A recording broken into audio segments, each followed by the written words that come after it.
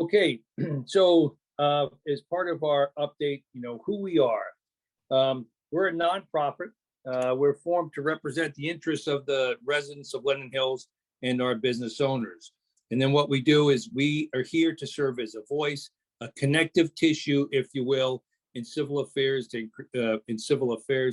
affecting the community and also to increase involvement in the community. Next slide, please.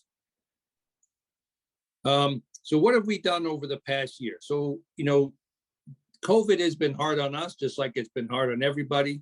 But what we have done is we've invited our council member to numerous board meetings so that she can give updates of what's going on in the city and inside the ward. We had a special crime prevention specialist come down to talk about, at that time, the theft of the catalytic converters and what's going on, how to prevent it. We had the 5th precinct come down to talk about Chauvin trial prep. We've also invited people to come talk about the playground, and then tonight we'll have the Metro E-Line. So we've tried to bring in people to address issues that we know are important to the people of Linden Hills. And then now with election season, we are co-sponsoring or sponsoring different forums, for example, the park candidate or the ward candidates, or a discussion on the charter amendments. Next slide. And then in terms of community events, we've been fortunate that this year we were able to hold the Linden Hills Festival. Instead of our usual May time, we moved it to September. And I think it was a great event for everyone that was able to attend. And we intend to keep it moving forward in September after the success of this year. And then we've been able to sponsor and continue to sponsor other events in the neighborhood, things like Woofstock, Art Shanty, and the Lake Harriet Kite Festival. So there's a picture of the events. I think we take pride in them. I think we take pride in the neighborhood being able to do them as well. In the aftermath of the George Floyd, we stood up an equity committee, and we've worked really hard over the past year and a half to try to take a look at how we can be more equitable in our neighborhood. We've adopted a vision. We've looked at equity audit questions as a way to audit ourselves when making decisions on things that we're going to support or not support, to have an equity bent or an equity consideration in our decision making. And then we have sponsored some series that address equity, such as apartheid in Minneapolis, how to be an anti-racist, and then participating in Beyond What You See. So I think those have been good efforts for it. We've also participated in the holiday food and toy drive last year, right after Thanksgiving. And then our partner there was the White House, which is in South Minneapolis to the east of I-35. And then we did a school supply drive in support of the Boys and Girls Club of the Twin Cities, with that getting distributed amongst different Boys and Girls Clubs. And we had a separate drop at the Boys and Girls Club up in North Minneapolis. In terms of our Environment and Sustainability Committee, we completed more bike racks. Bike racks have been a common theme for us over the past 6 years, but we've installed more bike racks that are on 44th Street in the city park that's over by Ceres or Turtlebread. So they're in the park there. And then there are also some parks or some bike racks that we had moved over by Wooden Ship Brewery. Our Environmental Committee continues to work on the naturescape of the trolley path. And if you walk the trolley path, you can see the continued efforts that they take there. We've worked on pesticide-free yards, which is a very successful effort. So I think we've worked hard to be good stewards and participate in our environmental efforts. And then in terms of community engagement, we restarted our print newsletter this past year. We had switched immediately into COVID into going with an electronic edition. Part of that was, quite frankly, was for us to save the amount of money that we were spending sending out the newsletter. But we've gone back to having a print newsletter. We've looked at ways to distribute it so that it financially makes sense for us, but we want to keep the neighborhood informed of things that are going on. We have regularly published the e-newsletter, which is well read and it's open.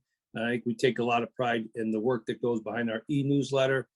We have changed our community calendar to allow other people to put events on the calendar, so it's not just a neighborhood council calendar. Now it's a neighborhood calendar. And then we have some other outreach events that we've done, such as the Shamrock Hunt to the Pets of Linden Hills, and then having tables at the farmers market. And then finally, in terms of community partnerships, we sponsored the streetcar museum and the trolley path signs that you can see if you walk along the trolley path. We've worked with the historic study group for the Down at the Lake book about our neighborhood. And then we provided grants this past year to Carondelet School, their library, and then to the band shell for music. We take pride in our grants program, and most years our goal is to award $10,000 in grants. During COVID, it was a little bit different, but we still work to try to award grants as best we could to those that applied. And we are currently in the fall grant cycle now where people can apply. The next slide, please. And then in terms of finances, how is the neighborhood council funded? We're funded three ways. We receive money from the city as part of the community participation program. That funds provides a base amount, a very base amount, to every neighborhood council in the city. We continue to use money that comes from the neighborhood revitalization program. This program is a long-term program that's been in effect for well over 20 years. But there are still money that's inside that program that we can execute to meet the goals that have been published and submitted to the city for approval. It's a great program, I think, for a city, and it's great for keeping neighborhoods alive and able to do things that they think are important. And then we have our fundraising efforts. Our two primary fundraising activities are the festival and the Taste of Linden Hills. And then in terms of our finances, where do we sit today? We're in a good place in terms of finances. As of today, we sit with $101,000 in the bank.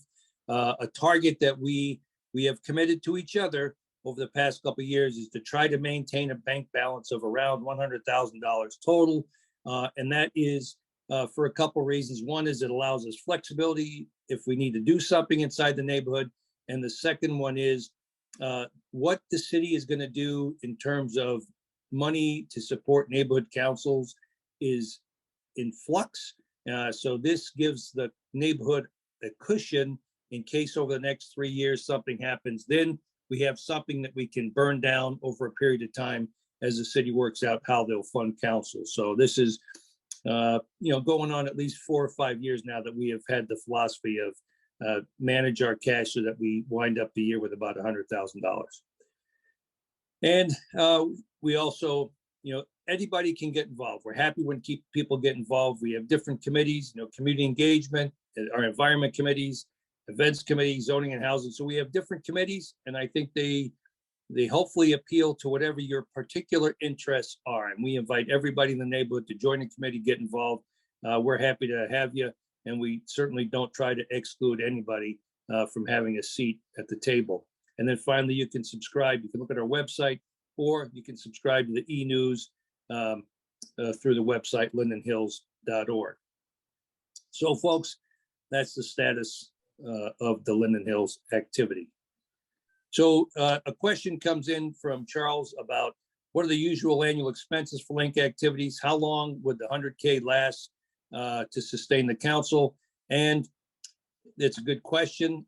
So it depends what we're doing. It depends where the grant program is, and that is, but I think you could say 35,000 to 50,000 would be about the burn rate of the council. So anything that we do, we try to fundraise to meet the grant program, but that would buy the council 2 or 3 years depending on its fundraising activities. And I hope that it answers your question, Charles. Okay, I think Becky, over to you. Hi, I'm Becky Allen. I'm the LHiNC Executive Director, and I am taking over for Steve this evening so that I can thank some board members who are leaving our board. Board members serve a 2-year term, and then they can run for re-election. Some of the people on this list who are leaving us this year have been with us for longer than 2 years, some just 2, some just 1, and the other things have called them away from their service on LHiNC, but we want to thank all of them for their hard work. So that's Jerry Albanese, Steve Birch, our chair, who you just heard from, who has given, how many years have you been on, Steve, now? Because you predate me. 7. 7. He's given a lot, and he's been the treasurer and then the chair. So thank you, Steve. He is also the chair of our festival every year. So hopefully we can still get him to come back for that. We have Erica Chua, Leah Fish, who currently chairs the Environmental Committee, Lauren Linderman, who chairs the Housing and Zoning Committee, and Linda Piccone. You all have had done some really great work for us over the past year and more, and you will be missed.